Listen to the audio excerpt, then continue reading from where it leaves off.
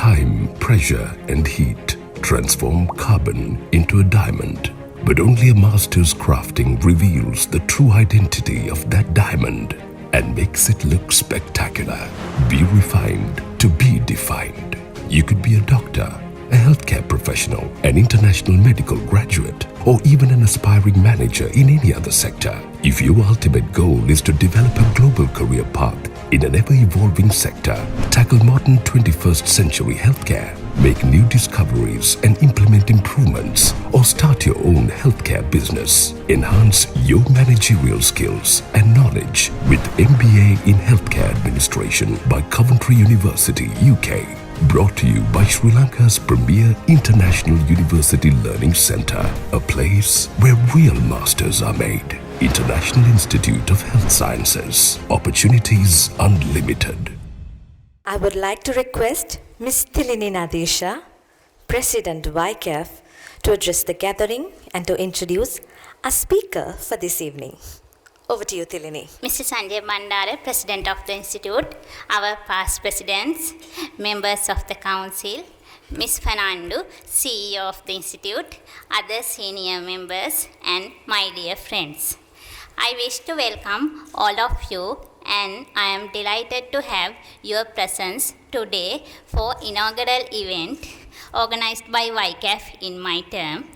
I owe a special thanks of gratitude to the President, our past presidents, and members of the Council and the CEO of the Institute for their valuable presence to grace this occasion. Dear sirs and madam, as a member of YCAF, we always look up to all of you for your valuable guidance and unstinted support to us as young chartered accountants. As all of you know, we have with us one of the iconic figures in Sri Lanka as the main speaker today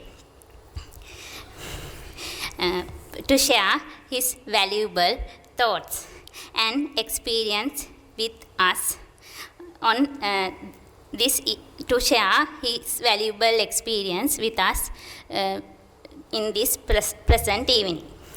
Mr. Mahanama, we thank you so much for accepting our invitation to be here this evening despite the many commitments you are having. As all of you know, Mr. Mahanama will speak on values today. Values are important in our normal life as well as professional lives. C.S. Lewis, a British writer, once said, "Education without values, as useful as it is, seems rather to make a man a more clever devil."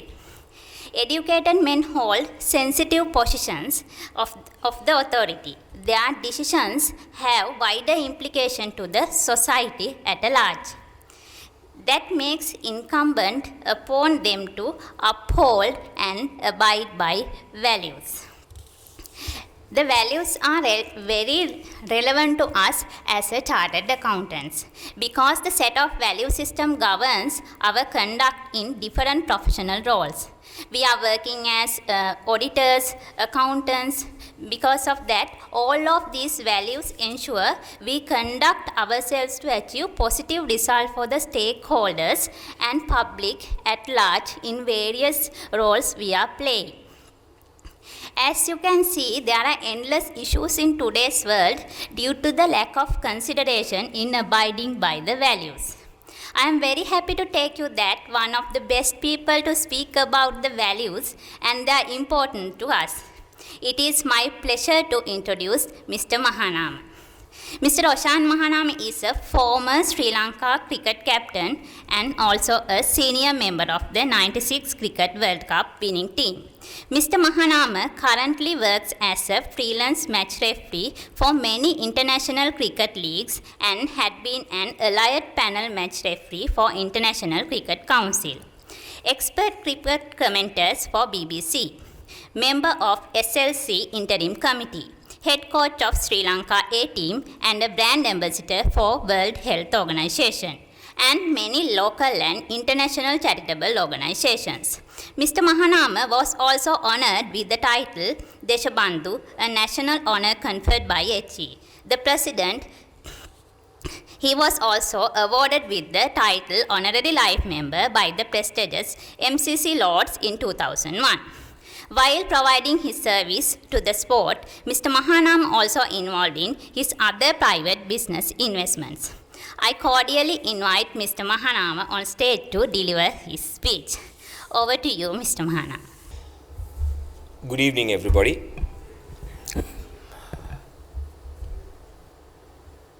Members of Chartered Accountants, friends, ladies and gentlemen. Although I would be quite comfortable throwing my bat around at cricket, I am on unfamiliar ground when I stand behind a microphone. As a tribute to my father, I have decided that I will always start a speech by using the following phrase. Why I have decided to do so was once when he was living, I told him, Tata, I don't mind throwing my bat around at cricket, which I am more comfortable, but I hate to stand in front of a gathering and deliver a speech. And he said, sometimes, son, it's your obligation and you need to do so. And you can start the speech by using the following phrase. I'm more at ease at the crease than saying my piece on occasions like these. He was my hero, mentor, and I lost him about 5 years ago, and I will always start a speech by using that phrase as a tribute to him. In my opinion, a good speech should be like a woman's skirt, long enough to cover the subject and short enough to create interest. About 3 weeks ago, I was approached through my first cousin, Roshan Mahanama, and I was not in a position to say no. This organization, maybe through different members, have been after me for the last few years, and I had to postpone purely because of my busy schedule and no other reason. Although I have a value as a professional in my chosen field, I accepted the invitation today as I always feel that I have an obligation to share my views, experiences, and to create an impact on people's lives. Therefore, I do not give priority attention to any monetary benefits. I will be sharing some of my experiences and challenges I had to face to achieve my goals, targets as a player, captain, ICC match referee, a father, and so on. I feel that's the best rather than talking about others. It is not only in cricket that I had to face challenges, but also to bring up my 3 daughters. I think this is an appropriate forum for me to share some of those experiences. Yes, during the introduction, Tilni said that I will be talking about values. I'm pretty big on values because I was brought up in a culture to focus on those key life skills. But also, I think a lot of you ladies and gentlemen would only see sporting personalities off the field, leading a luxurious life, and so on. People forget what they go through. Everyone has a story, and I think it's important that we share and help one another, and if people can pick from different stories, so be it. Let me tell you my story and the obstacles that I had to face in the formative years of my career. It made me tougher, and some of those lifelong lessons helped me to build my career. I was born to a middle-class family, and it was not an easy task for my parents to bring up 2 children, 2 boys, and I'm sure I would have been the naughty one out of the 2. There were certain issues that we had to face as a family, but we were strong enough, stood together to go through those challenges. I was educated at Nalanda College. I played cricket from a very young age. Although I excelled at all the age group tournaments, the biggest challenge I had to face was at the tender age of 14 years, when I was selected to represent my school under 19 team for the first time. Some have differences of opinion regarding what I'm just about to say. Like I mentioned before, I'm a very proud Nalandian.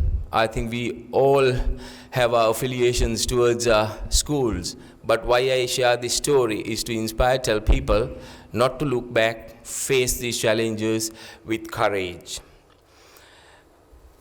My schoolmates I was selected to represent the Nalanda under 19 team for the first time when I was 14 plus, and my own schoolmates felt that I was not good enough to be part of that team.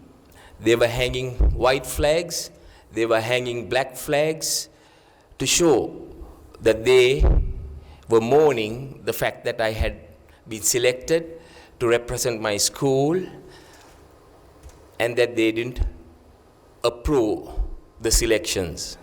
It was a very sad day for me as a youngster.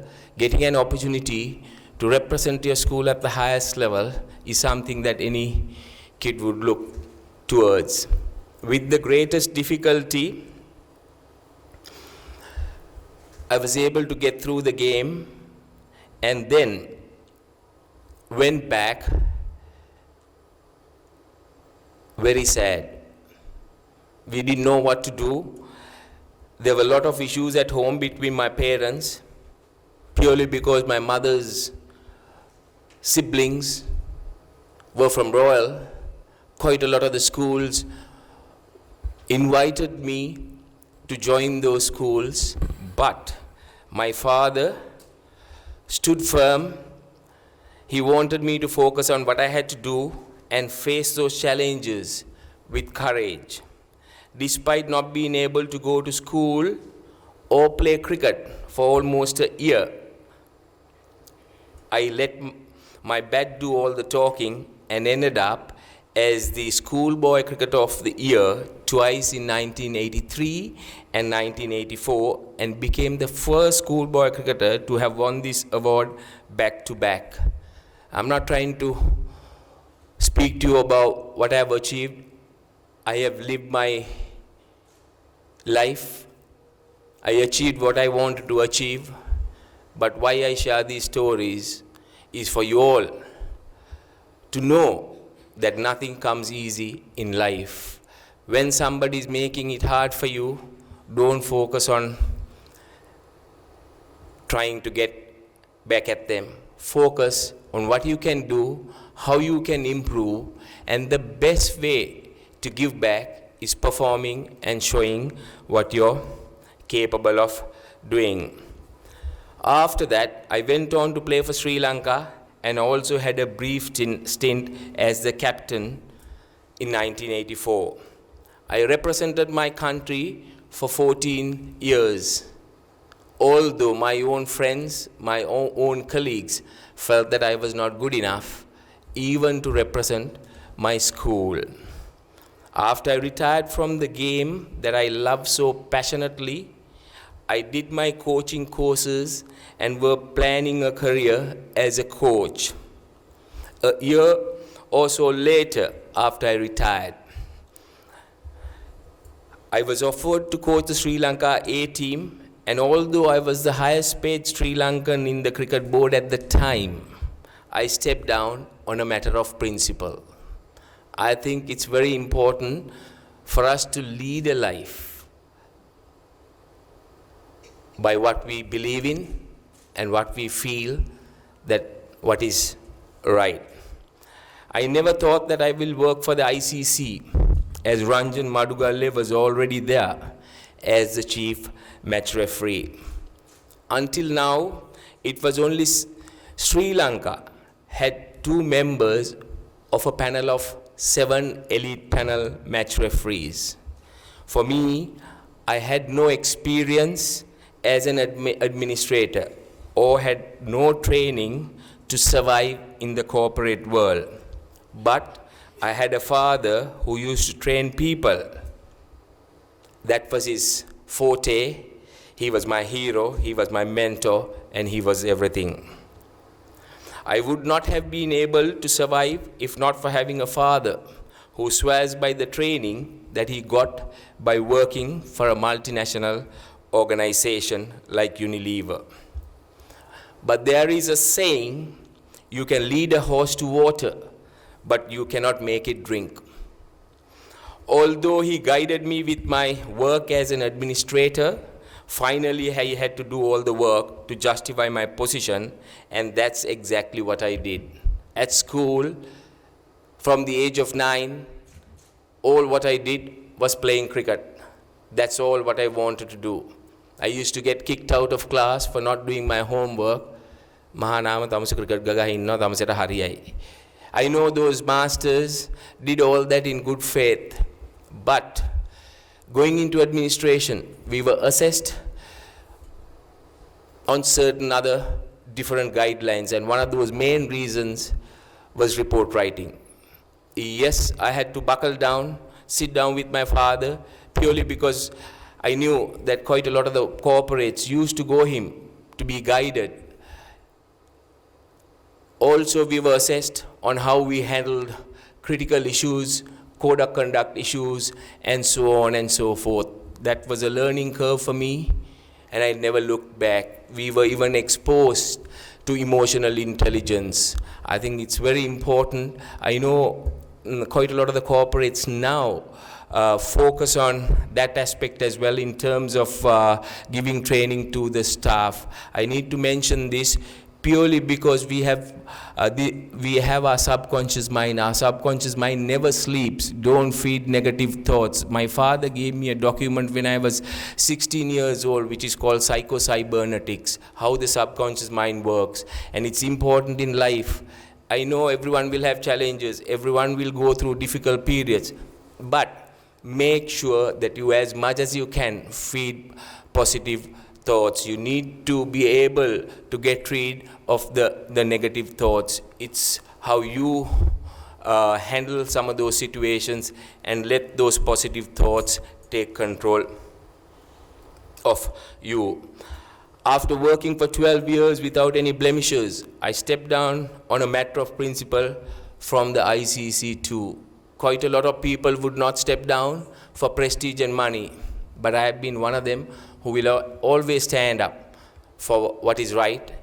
And the reason I just thought I should leave was that I could not agree with some of the changes that they made at the ICC. They got me down to Dubai for a day to have a discussion. I had to tell them what I felt about it, and it was a bit embarrassing for me to talk about my own colleagues, to justify what I was trying to tell them. I think in an organization, it's up to the superiors to do an honest assessment of the staff, but like anywhere, there will be challenges, there will be issues. And also, I would like to tell all of you all, grab if there's an opportunity that comes your way.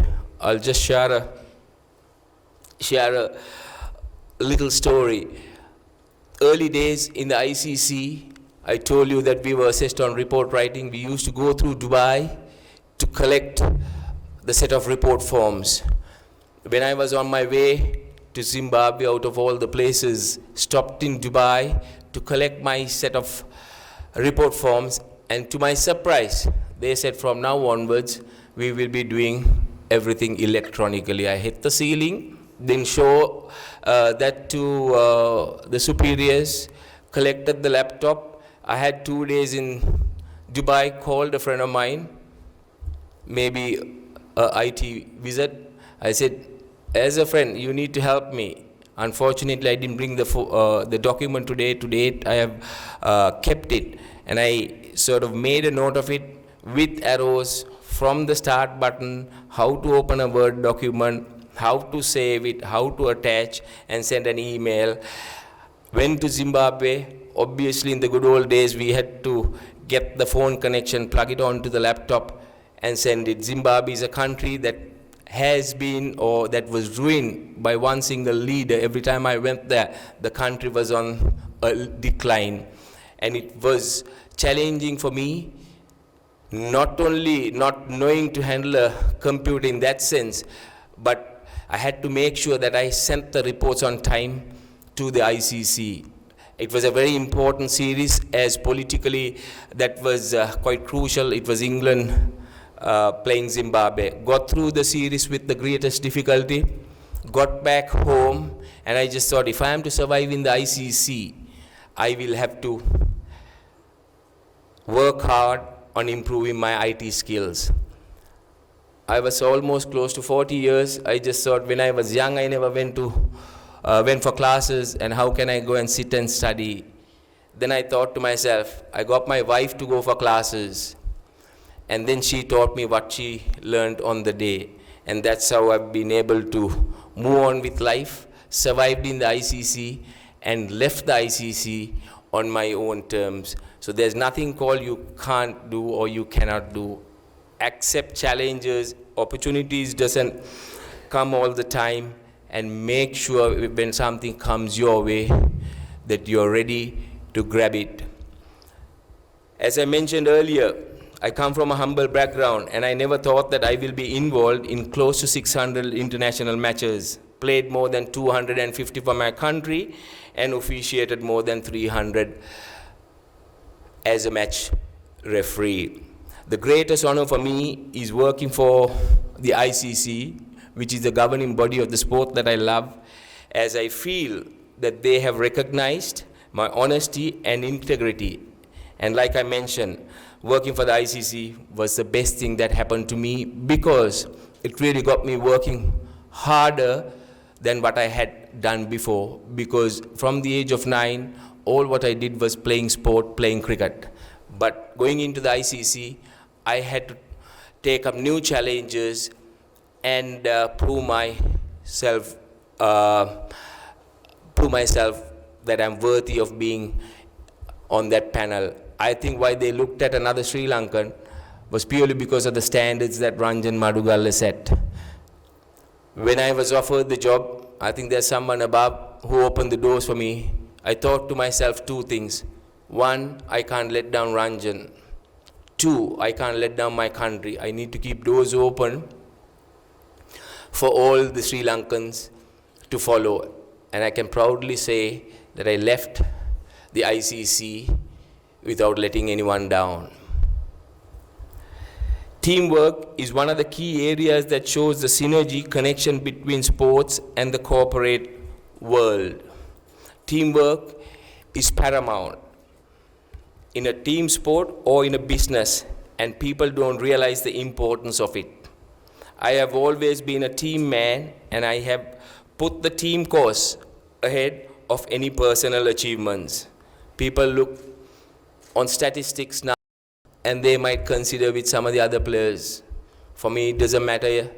I personally feel it won't justify the talent. But looking back, I can be happy that I have done what was required from me for us to be successful as a team. Therefore, that's why I've never declined whenever they wanted me to bat from number 1 to number 9, because I feel it's important that we work on for the team to be successful rather than focusing on personal achievements. A lot of people are self-centered, but I think one of the things that sport teaches is to help one another when people are going through difficult periods. I know we are all going through a difficult period. We need to be there for one another.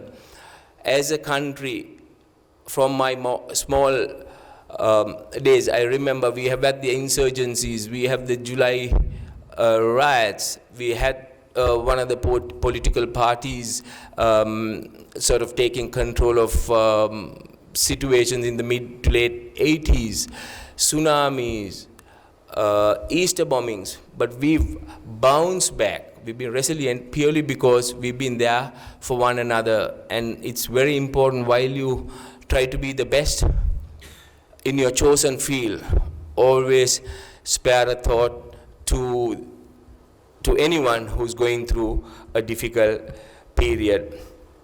Teamwork is critical and very important for corporate success too. as compared to individual brilliance, which is alone not enough to succeed.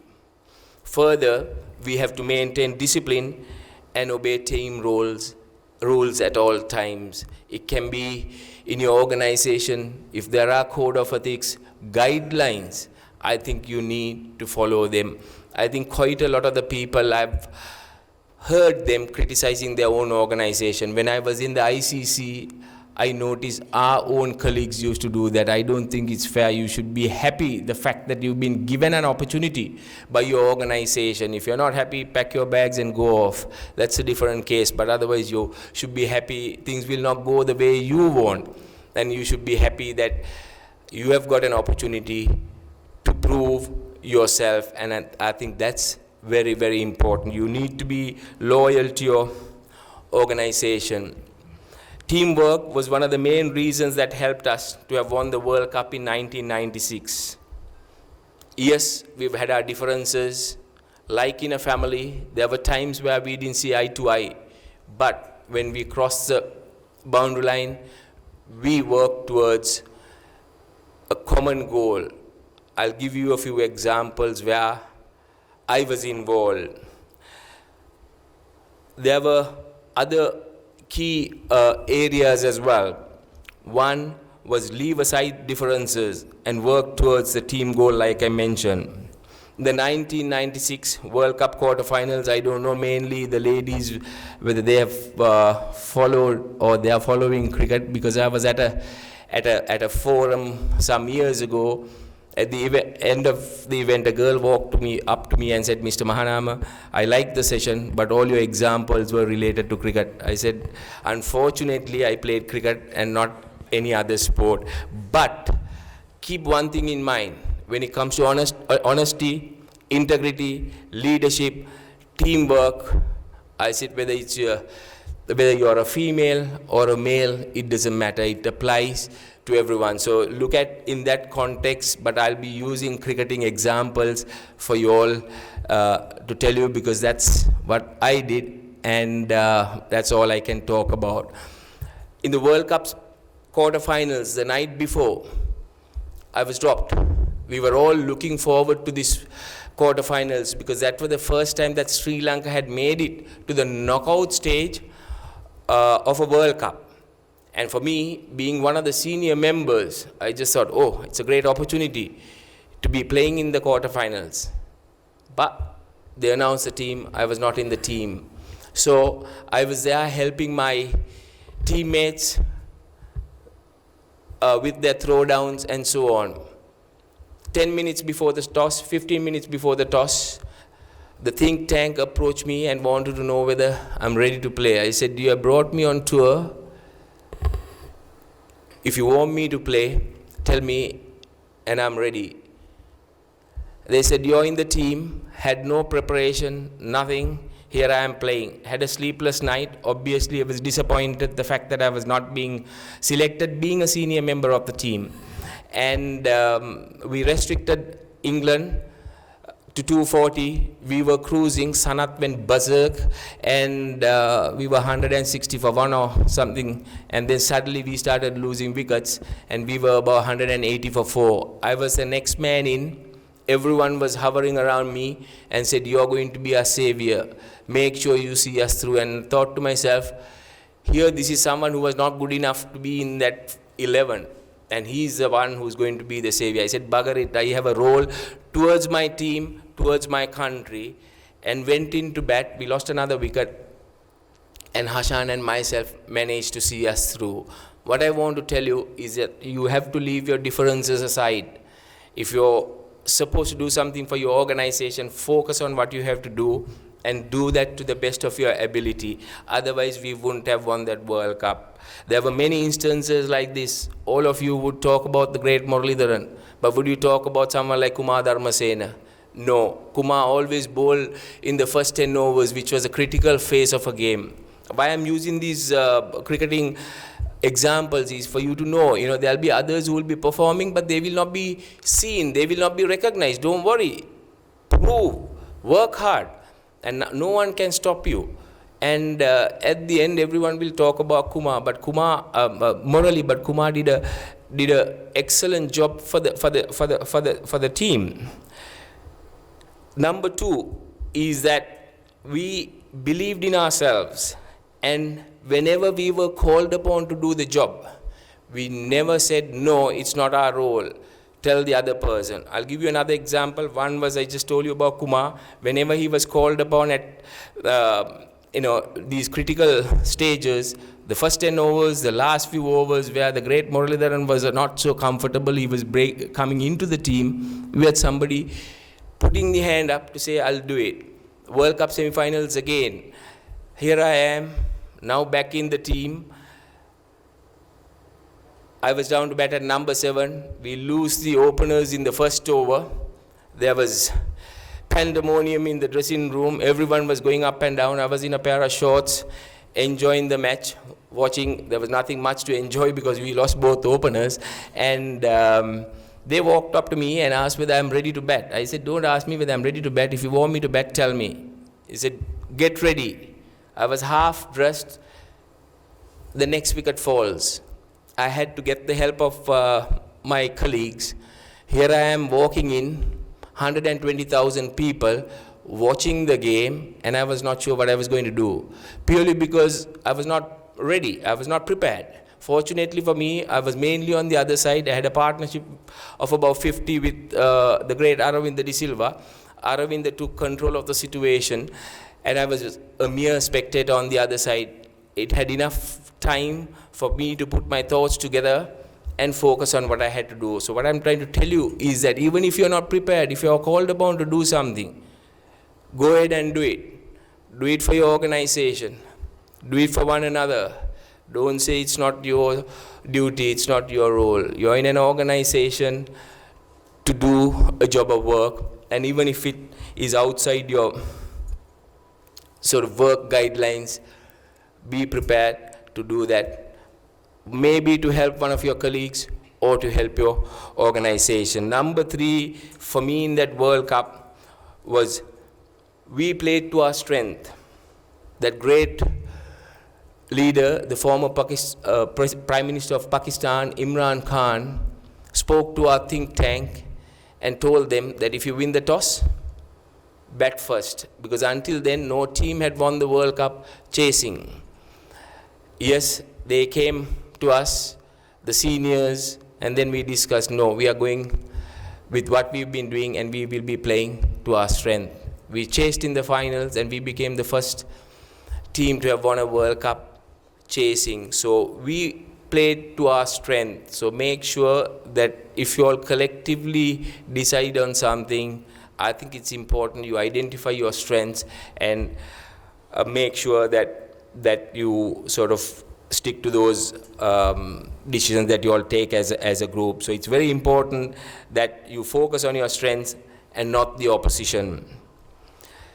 At the outset, let me mention what the great former president of South Africa, Nelson Mandela, said. First, be honest with yourself. That is the first discipline that I want you to remember, and in my opinion, it is the most important one.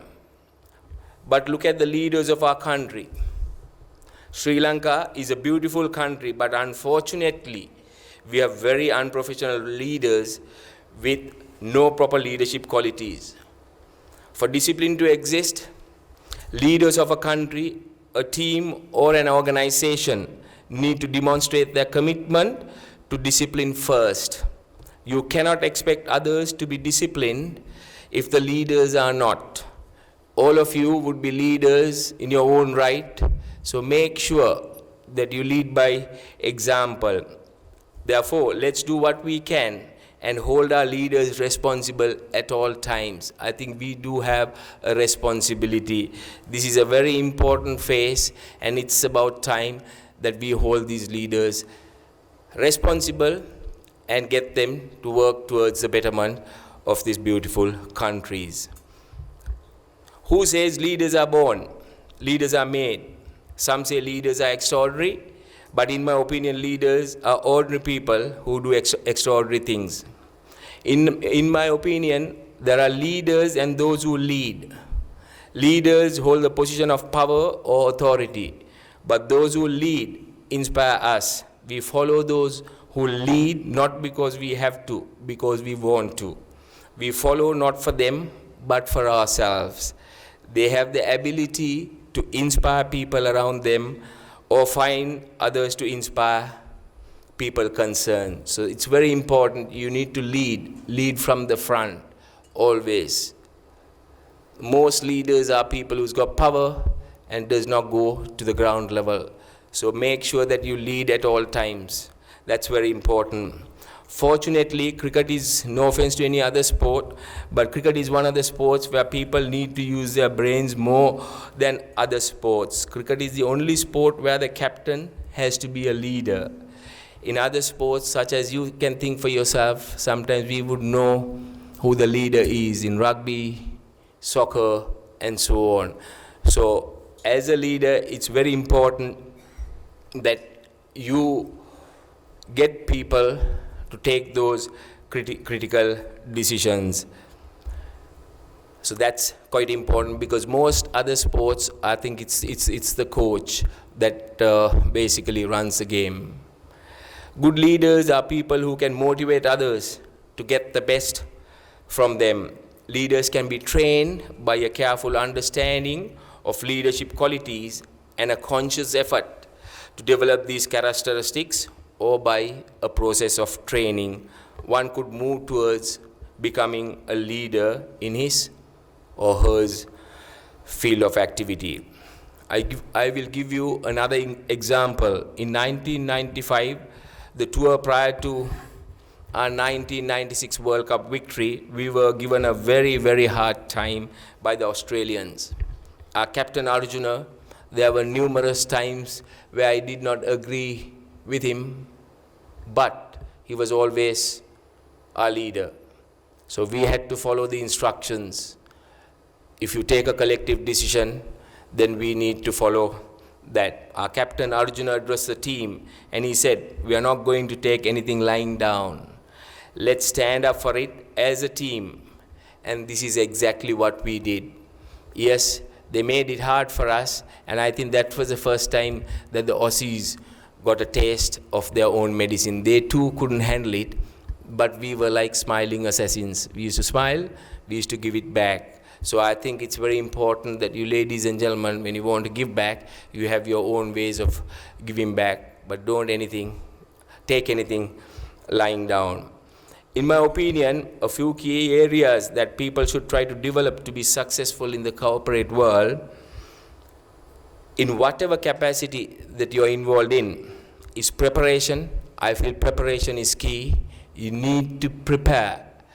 It can be for anything. Even for today's event, I started preparing from the time Vimukti got in touch with me, because you need to do justice to what you've been called to do. So preparation for me is key. I know my dear friend Kumar Dharmasena, who went on to become one of the, if not the best umpires, his strength is preparation.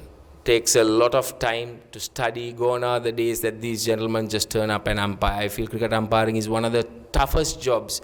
You'll wonder why. We all make mistakes, but our mistakes will not be exposed. But for these people, those mistakes are exposed. They have to live with it and move on. I've been involved in a test match, which is played over for 5 days, where the umpire made a mistake in the first ball.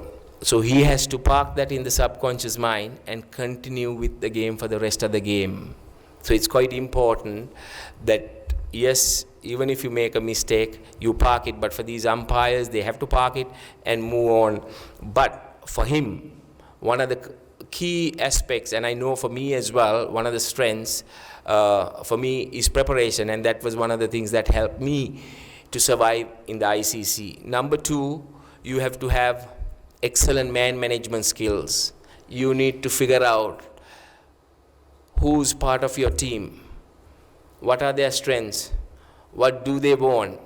Again, I'll give you another example. I was officiating a series in South Africa. This game was in Johannesburg. In my team, Sri Lankan, Indian, Pakistani, Australian, a South African. It was a very critical series, South Africa, England. There were a lot of issues, on-field issues, where as a team we had to handle. But I had a difficult task in keeping my team together as well. At the end of a game, normally, the Aussie, I don't want to mention names, loves his beer. Whereas the Pakistani, I have not seen anyone who's so religious. His name I'll mention, Aleem Dar. Aleem runs back to pray. So we have a small room.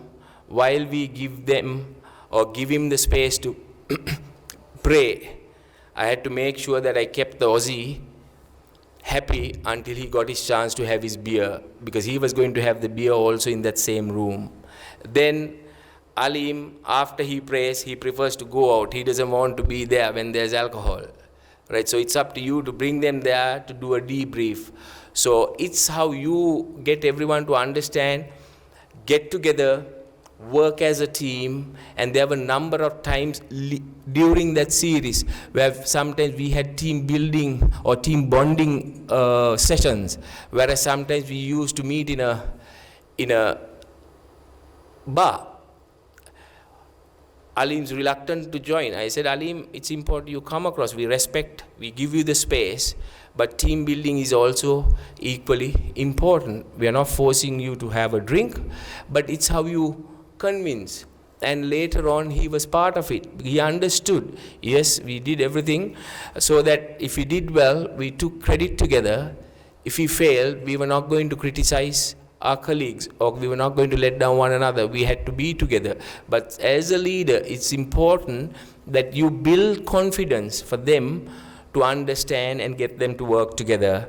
And the last one is effective communication skills. That's one of the things that helped me in the ICC to keep these different personalities together. So I think these are three key components.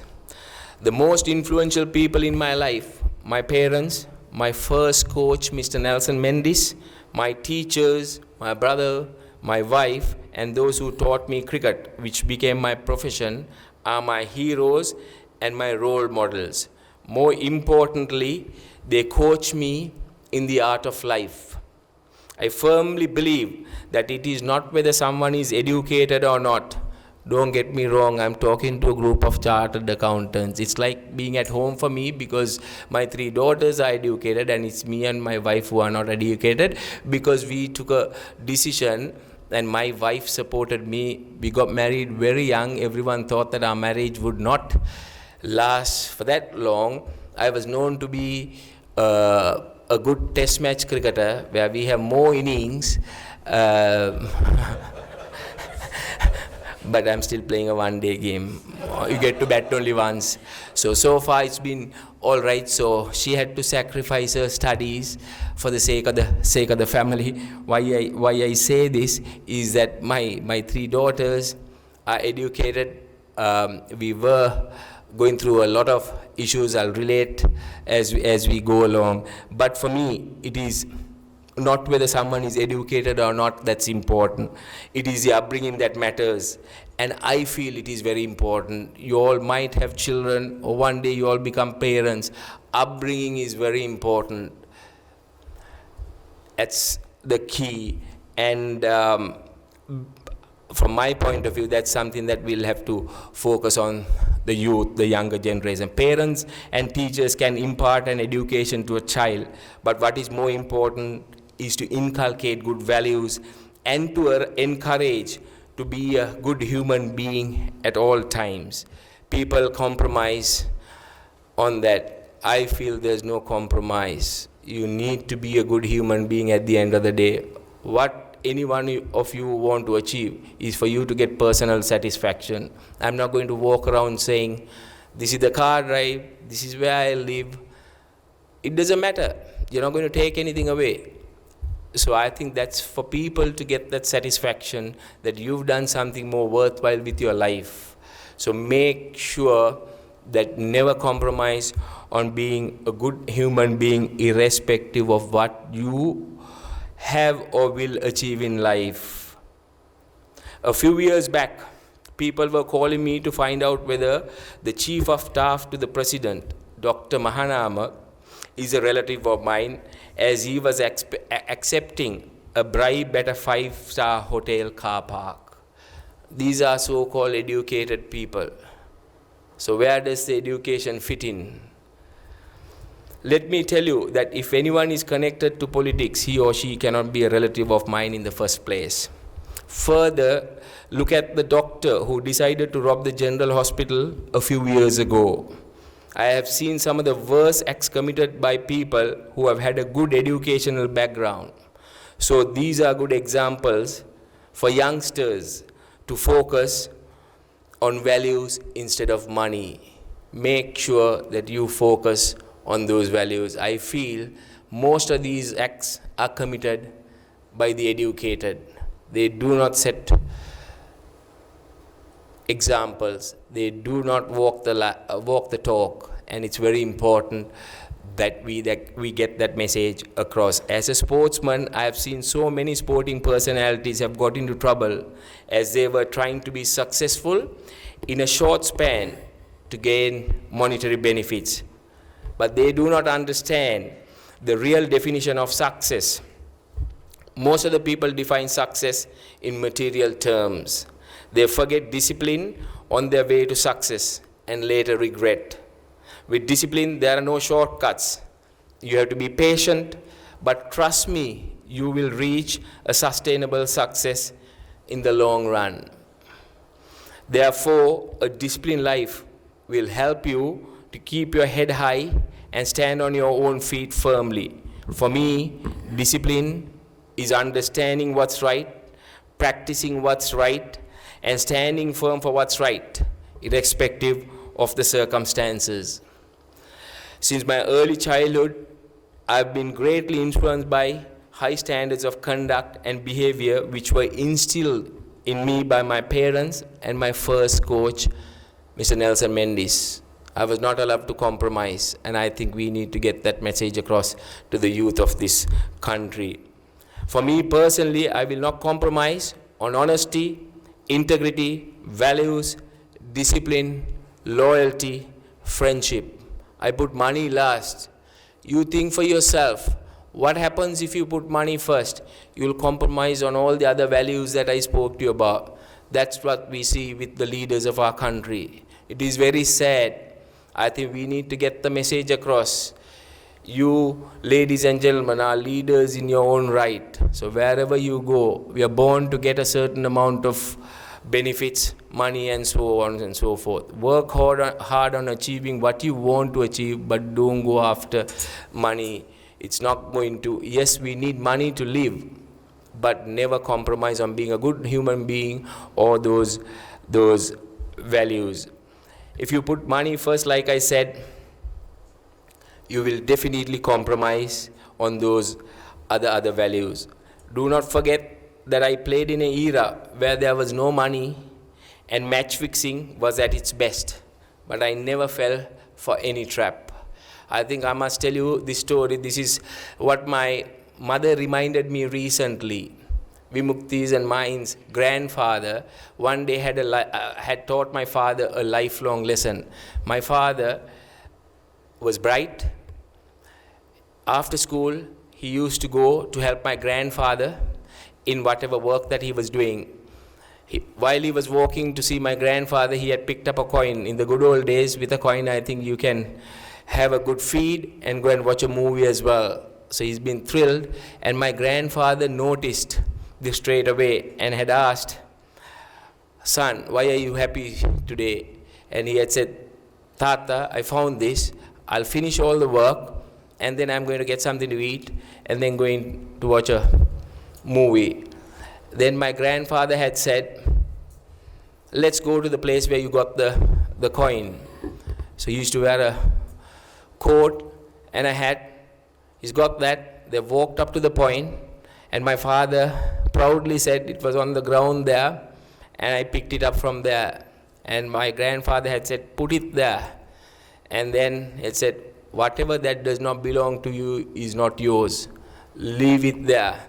And my father was disappointed on the day, but later on he was able to teach us the importance of sort of working towards those key life skills and having those values. Respect is something that you should earn and not demand. If you have good qualities and you are a good human being, you will definitely earn respect. Certainly not because you have power or money. I have no respect for dishonest people, and there should not be any place for them at all.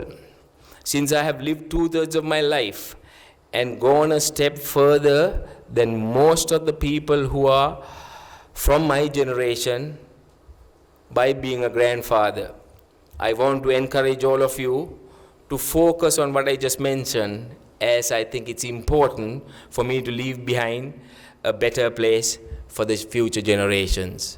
I'm thriving hard, working hard, trying to get that message across. There might be young parents in the audience here. Don't pressurize your children. There will be a time that they'll pick up.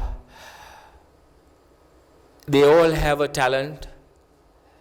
I think as parents, what's important is to identify where their talents are and encourage them to go towards those their goals, their dreams. My 3 daughters are totally different. Their mannerisms are different.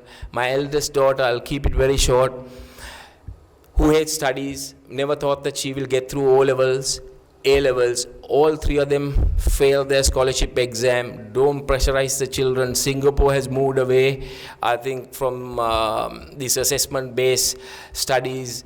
Finland's changing the educational system, so don't pressurize your children. My 3 daughters all failed. The daughter who I was referring to, we never thought that she'll get through any other exams, got through O-levels, got through A-levels. I have told them that they had to be qualified or they have to do something where they can move on with life if their marriages does not go well. I told them not to look at the mother and think that life is going to be easy. So I told them, if you don't want to study, don't study, but do a hairdressing course, cookery, something. And eldest decided to do SIMA. She got through her A-level, she got a part scholarship to do marketing, and that's the other key thing. She said, Tata, you know I'm not one of those outgoing type people. Marketing does not fit my personality. I think whatever you choose, it needs to fit your personality as well. I said, choice is yours. Did SIMA, slow pace, and she used to come back on certain days and tell me, Tata, the lecturers used to tell me, do 2 subjects together and so on. And I said, that's in good faith, but you do whatever you can handle. Each child has his or her own capacity. She got through, wanted to get married. At the time, I said only request was for her to finish what she had started. And she got pregnant, failed the top SIMA. At home, I hear, I don't know why I'm doing this. I'm not going to work, and so on. I'm not one of those nagging fathers. Did not tell her to give up. And I moved on with my life. She thought, bad form, I need to give one more shot at the top SIMA after the baby was born. The mother and the younger sister was looking after the baby. She was having Red Bull, gave her best shot, became Sri Lanka's #1, world #5. Until that day, she always said that the sisters are brainier than me. And I said, more than anything, what that taught you was nothing comes easy in life. The other 2 works hard, but whereas she was expecting results without putting in effort. My second daughter is a doctor. She went through a lot of issues in India purely because our own Sri Lankans, there was a group of Sri Lankans, when they went to India, obviously you go out of home, you are let loose. But what I told my daughter was, don't forget why you are there. You need to focus on what you need to do and make sure you obey the rules. So they had to get back after just before midnight and so on. So some of her friends used to go out, clubbing, partying, but she always got back, and they made her life miserable, made her life difficult. I was not one of those fathers who would go and speak to the dean, because when I went there, they recognized me, they knew me. I could have gone up to the dean and told the dean what she was going through, but I said, no, this is something that you need to go through. Fight that with courage. And she proved all of them wrong. She batch topped in anatomy, batch topped in forensic, batch topped the fourth year. Why I'm saying this is they're all not talented, but it's all hard work. She came back, wanted to serve the country. Obviously, being foreign graduates, it was not easy. She did a ERPM. That again came back crying from Batiklo, as the translator had not been helpful. And she said, that's it, I'm going to crash, but doesn't matter, I'm going to the UK to do my plab. I took her last year, got back while we were waiting. We got to know that she had got through, she got a job, and she moved to the UK. While she was there, she found out that she became number 2 in the ERPM. Although they gave her a hard time, what I've told them is, if you're doing something, don't worry, give your best shot. And my youngest daughter also did a master's in data science, mathematics, economics is her forte. Managed to get a job 2 months ago, and she's working for Unilever UK. So what I'm trying to show is it's all hard work. That's what I've been able to tell them. Nothing comes easy. You need to put in those extra yards. Sometimes you might not be that talented, but hard work will take you where you want to go, and never sort of look back. So keep working hard was the message that I had given my children. There are quite a few other cricketers and eminent personalities who do charity. I just thought it was very important for me to touch on this now in their own way. But I must state that I was lucky to have been brought up in an environment to spare a thought for the needy and also engage in social service activity. I have always had time for charity projects. My father and I, after the tsunami, when everyone decided to go down south, we decided to go to Kalavanchikude. We did 65 projects, formed a small trust, and in our own way we did that. Vimukti's father, she might not like me telling, has dedicated his life for social service.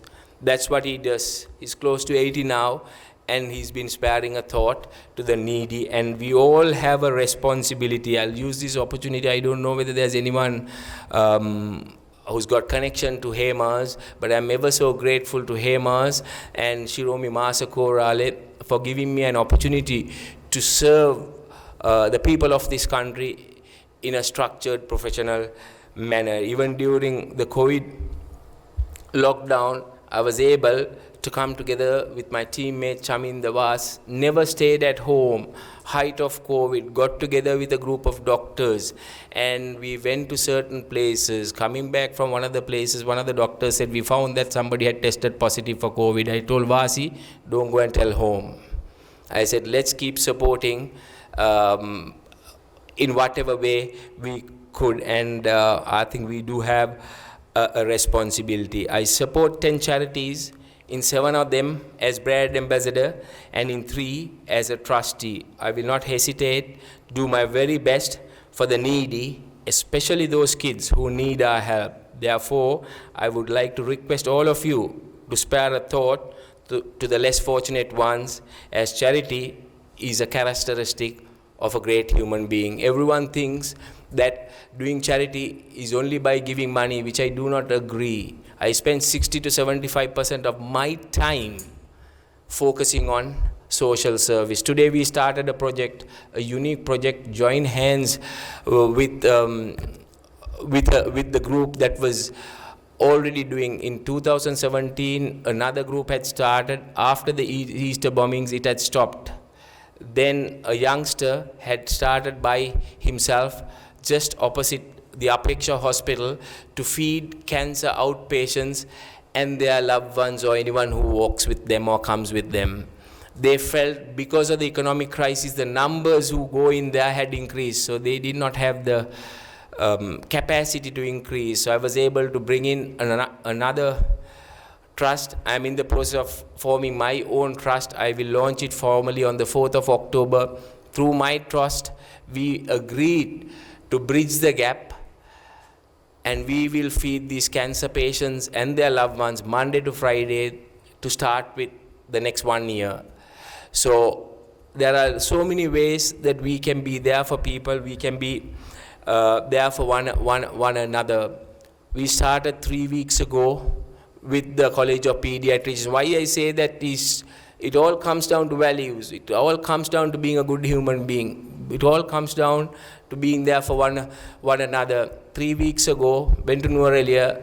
There again, we started a Feed a Child program. That's with the College of Pediatricians, because malnutrition is going to be a huge issue. Last week, started another project called Lighter Future. It's purely because they feel that there'll be 30,000 to 100,000 school dropouts next year. So we need to come together, we need to support, and the biggest way we can contribute to our society, to do these charities, is by networking.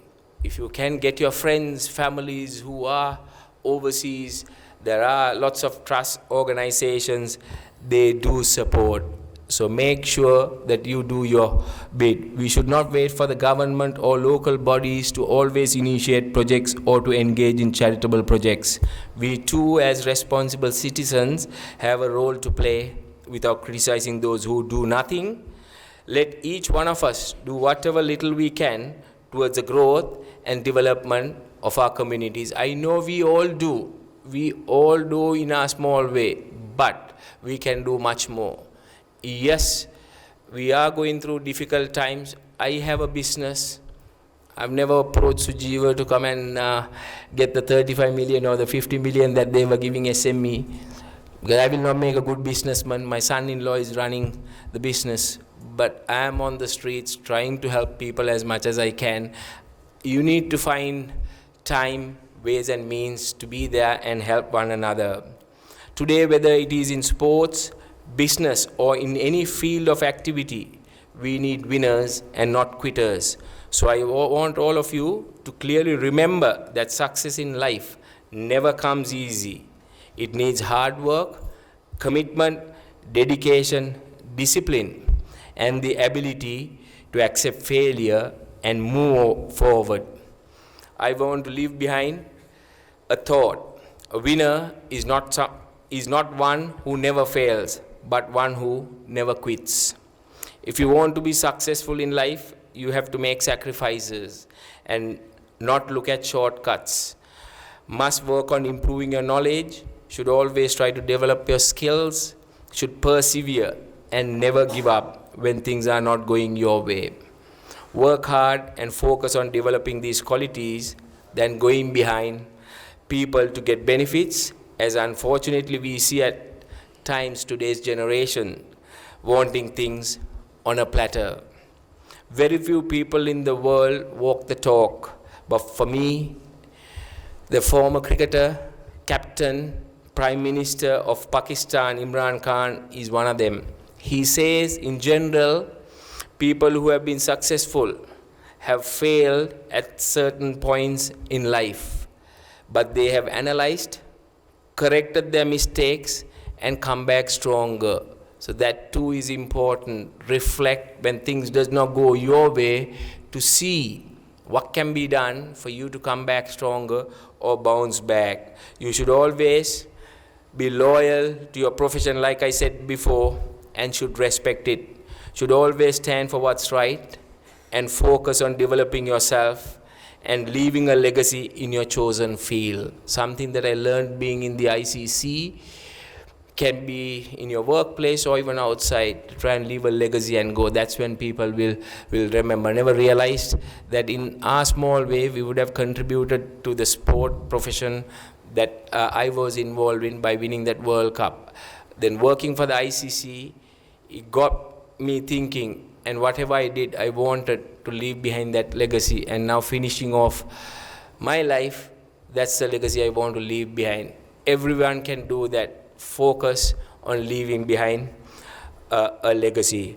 Whilst wishing all of you continued success, I want to leave behind a profound statement made by one of the greatest leaders the world has ever seen, the former president of South Africa, Nelson Mandela. He went on to say, "Don't judge me by my successes.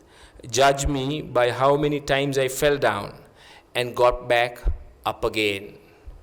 May all of you be blessed. Teruan Sarnai.